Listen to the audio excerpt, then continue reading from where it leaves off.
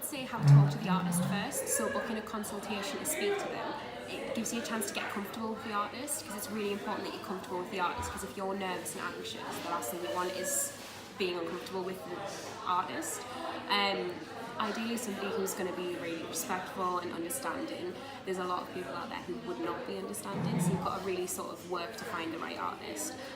Sit down, get comfortable, talk to them about the design, about what you're thinking of, about where you want it. You can sort of ask questions, don't be afraid to ask questions about placement, things like that, and the pain.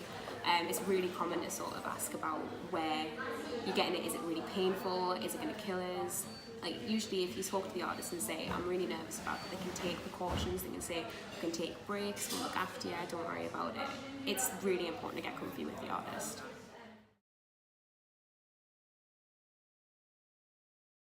I tend to find that over the years it's been changing with different pop culture things that are coming out. So, for example, like the late 1990s, early 2000s was when Dusk Till Dawn came out, which is the Quentin Tarantino movie, and George Clooney had like a big tribal tattoo across the top of his arm, and everybody went mad for it. They all wanted to look like him, so they had loads of tribal tattoos. The same sort of respect, Dwayne Johnson, The Rock, he has like big Maori tribal tattoos, and everybody was going for that. It's a very different sort of tribal tattoo design, but it's really popular when he started like coming to the public eye. I would say around sort of mid-2000s was when David Beckham was really popular, and he had his big guardian angel tattoo on his back. It was a guy called Louis Malloy who did that, and he's become really famous from that, and everybody just wanted religious tattoos, much like David Beckham's across the back of his shoulder blades and down his back.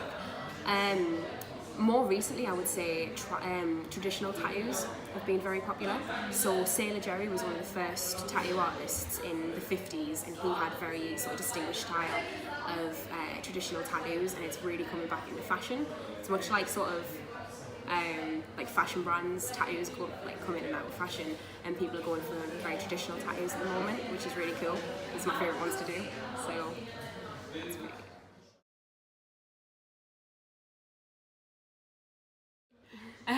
So a really popular celebrity that's been quite recent is Tupac.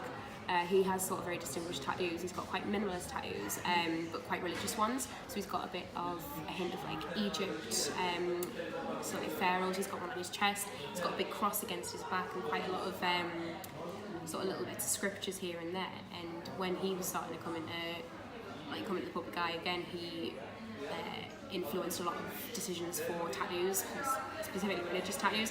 A lot of people who came in who wanted religious tattoos were like, oh, I want a religious tattoo, but I want to look like Tupac because I'm not really religious myself. I just want to look like him. So yeah, that's quite a popular one.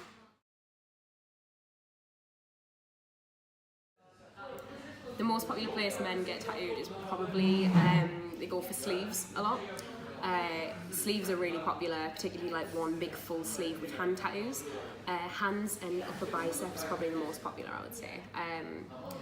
Tend to go for a lot of black and grey things, so like roses, portraits, stuff like that. A lot of roses on the back of hands as well is really popular. It tends to be that sort of structure, but it's not uncommon for men to get big chest pieces as well, because unlike women, you've got a lot more room to go for chest pieces, so they take advantage of that.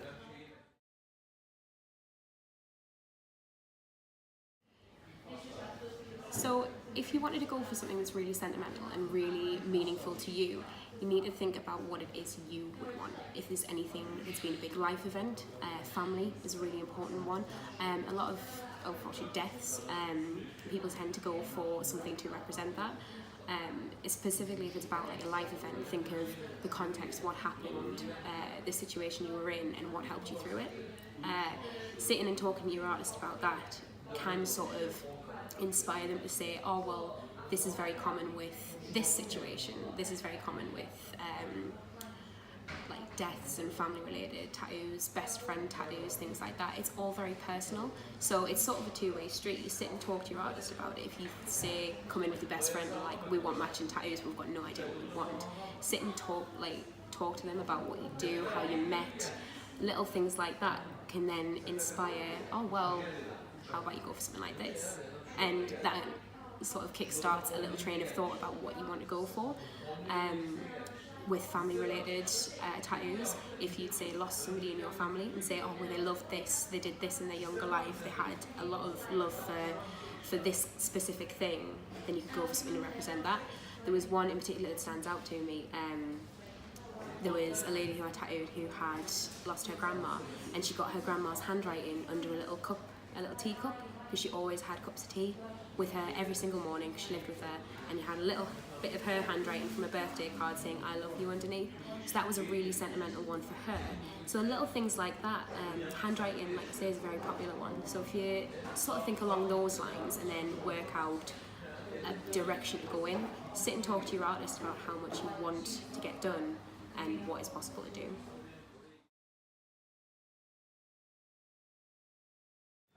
So really you need to give your tattoo time to heal in time for like really hot times of the year. So the summer, if you're going to go on a broad holiday somewhere really hot, you need to think about that. If you've got a fresh tattoo and then you go on holiday, the sun will drain the colour out of your tattoo, especially if it's super fresh. We usually say, particularly in our studio, we say it's 4 weeks maximum before your holiday to get tattooed, because that gives it time to heal. Sometimes this is sort of subject to where you're going. If it's absolutely roasting hot, then we'll say give it a little bit longer. Usually a really good time to get tattooed is the beginning of the year, because you've got loads of time to get healed and get it all settled, so it doesn't start to like sun drain your tattoo, especially if it's a big colourful one, because you don't want to have to keep getting it recoloured. A good time is like August sort of onwards, because then you're starting to get into like the autumn period, the winter period. It gives it a really nice time to heal again for the coming year, so you've got nice fresh tattoos to go on holiday with, and they look mint, and they're not like sun bleached.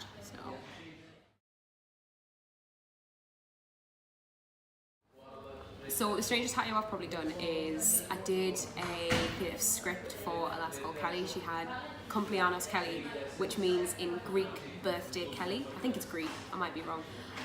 But it means birthday Kelly, and it was an inside joke from when she was about 6. She was always at birthday parties and she wanted people to sing for her instead. So she used to sing Cumpleaños Kelly. So she got that as like a big piece across her arm, just for a little inside joke, which I thought was quite cute.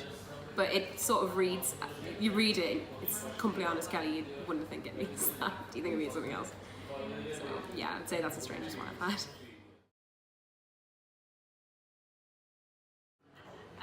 So there was a lass I was tattooing a couple of weeks ago, and she was really struggling with the pain, and the first thing she said was, when she came in, she was like, look, I really struggle with tattoo pain, I just have to be really verbally abusive and that gets us through it. And I was like, right, good to know.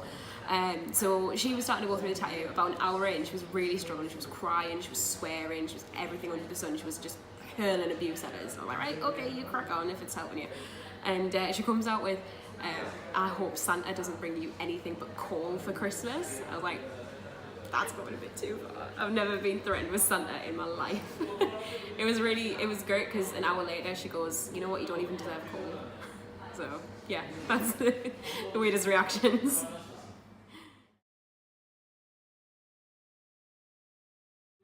So I would say for the worst places to get tattooed is, think of where you're most ticklish, because that's where you're most sensitive on the body.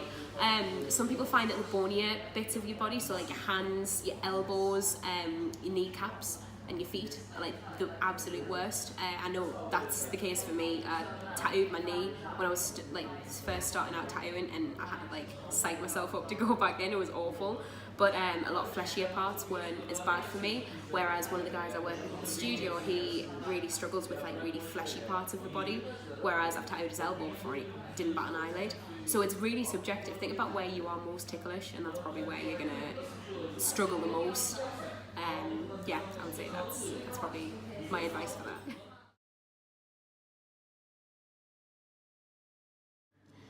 I would describe the pain of getting tattooed like you want to get injections.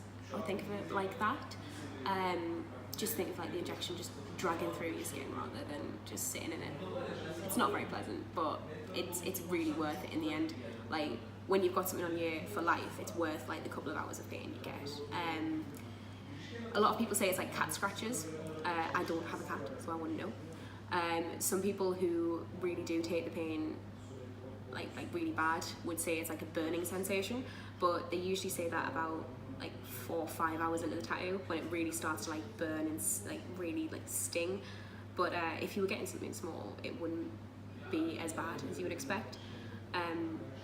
Again, it's quite subjective to what people think, but I would say personally, from my experience of getting tattooed, I would say it's very much like an injection. I hate injections, I hate getting tattooed, but it's great. It's worth it in the end. Something that I find really affects the pain of a tattoo is the different sort of stages of getting it. So needle size is quite an important one. When you line a tattoo, you use a different kind of needle to when you colour or shade a tattoo. So for example, if you were to line a tattoo and have like script or something, you'd have one kind of needle, usually quite a pinpointed needle. They're usually about 1 to 14 little needles all pressed into a point, and that gives you different sizes. I personally find that this is the worst part of the tattoo because it's very pinpointed and it's sort of draggy and you're going through lines, and that's a bit I really struggle with. Whereas shading and colouring, you would use a different kind of needle. I tend to go for 13 needles in a little row like that on top of each other. This sort of spreads out the surface area of you getting tattooed. I find this is a lot easier because it sort of spreads the pain a little bit.